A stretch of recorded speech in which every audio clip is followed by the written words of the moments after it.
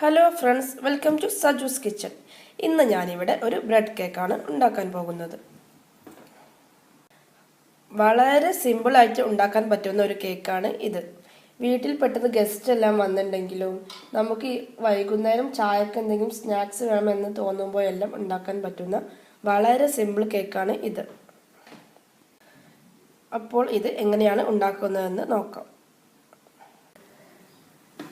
ഇതിനു വേണ്ട ഇൻഗ്രീഡിയൻസ് എന്തെല്ലാമാണെന്ന് നോക്കാം. ഞാനിവിടെ 3 സ്ലൈസ് ബ്രെഡ് എടുത്തിട്ടുണ്ട്. ഇതിൻ്റെ സൈഡെല്ലാം കട്ട് ചെയ്തിട്ട് 3 സ്ലൈസ് ബ്രെഡ് എടുത്തിട്ടുണ്ട്. 1/2 കപ്പ് പാലെടുത്തിട്ടുണ്ട്. 3 കോഴിമുട്ട എടുത്തിട്ടുണ്ട്. 4 ടേബിൾ സ്പൂൺ പഞ്ചസാര, 1/2 ടീസ്പൂൺ ഏലക്കായ്പ്പൊടി. ഇനി ഇത് എങ്ങനെയാണ് ഉണ്ടാക്കാമെന്ന് നോക്കാം. നമ്മൾ എടുത്തു വച്ചിരുന്ന 3 സ്ലൈസ് ബ്രെഡിലേക്ക് പാലൊഴിച്ച് കൊടുക്കുക.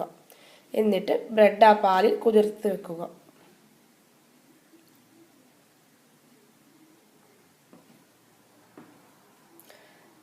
ഈ പാലിൽ ഈ ബ്രെഡ് നന്നായിട്ട് കുതിർത്തുക.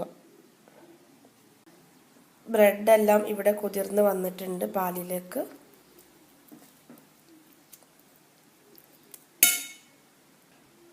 ഒരു 2 മിനിറ്റ് ഇങ്ങനെ കുതിർത്ത് വെക്കുക. ബ്രെഡ് ഇവിടെ കുതിർന്ന് വന്നിട്ടുണ്ട്. നമുക്ക് സ്പൂൺ വെച്ചിട്ട് ഇങ്ങനെ ഒന്ന് ഒടിച്ചെടുക്കാവുന്നതാണ്.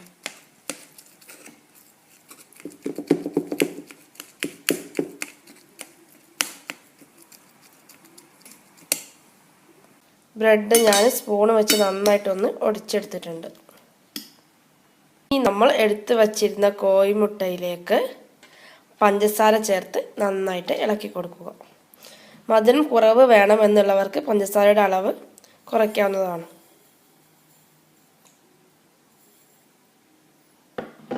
നന്നായിട്ട് ഇളക്കി കൊടുക്കുക. പഞ്ചസാര എല്ലാം അതിലേക്ക് മിക്സായിട്ട് വരണം.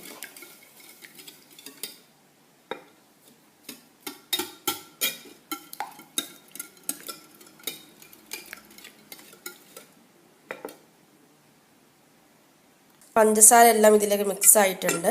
ഇനി നമ്മൾ എടുത്തു വച്ചിരുന്ന ഏലക്കാപ്പൊടി ഇതിലേക്ക് ഇട്ട് കൊടുക്കാം.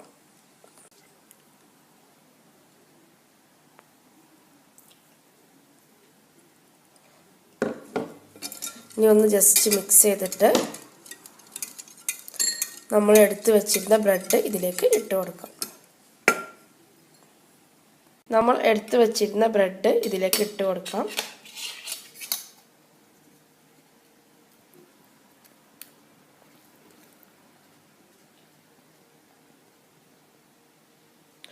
ഇനി നന്നായിട്ട് ഇളക്കി കൊടുക്കാം. നന്നായിട്ട് ഇതിലേക്ക് ചേരണം. നന്നായിട്ടൊന്ന് ഇളക്കി കൊടുക്കാവുന്നതാണ്.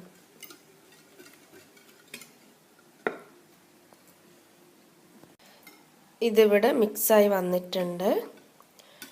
ഇനി നമുക്ക് നോൺ സ്റ്റിക്ക് പാത്രത്തിലേക്ക് ഒഴിച്ചു കൊടുക്കാം. ഞാനിവിടെ ഫ്ലെയിം ഓൺ ചെയ്തിട്ട് ഒരു നോൺ സ്റ്റിക്കിൻ്റെ പാത്രം വെച്ചിട്ടുണ്ട്. ഇത് ചൂടായി കഴിഞ്ഞാൽ ഇതിലേക്ക് 1 ടീസ്പൂൺ സൺഫ്ലവർ ഓയിൽ ഒഴിക്കുക. സാധാരണ വെജിറ്റബിൾ ഓയിൽ.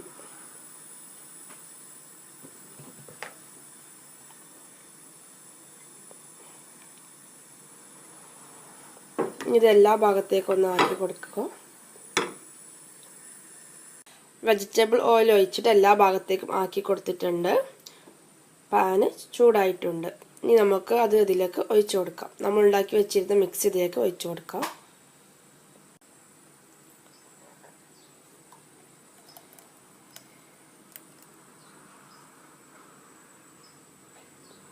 മിക്സ് ഇതിലേക്ക് ഒഴിച്ചു കൊടുത്തിട്ടുണ്ട്. ഇവിടെ കുറച്ച് നട്ട്സ് എടുത്തിട്ടുണ്ട്. അണ്ടിപ്പരിപ്പും ഉണക്കമുന്തിരിയും. ഇത് ഓപ്ഷണലാണ്, വേണമെങ്കിൽ എടുത്താൽ മതി. ഇത് ഇതിൻ്റെ മുകളിലേക്ക് ഇട്ട് കൊടുക്കാം.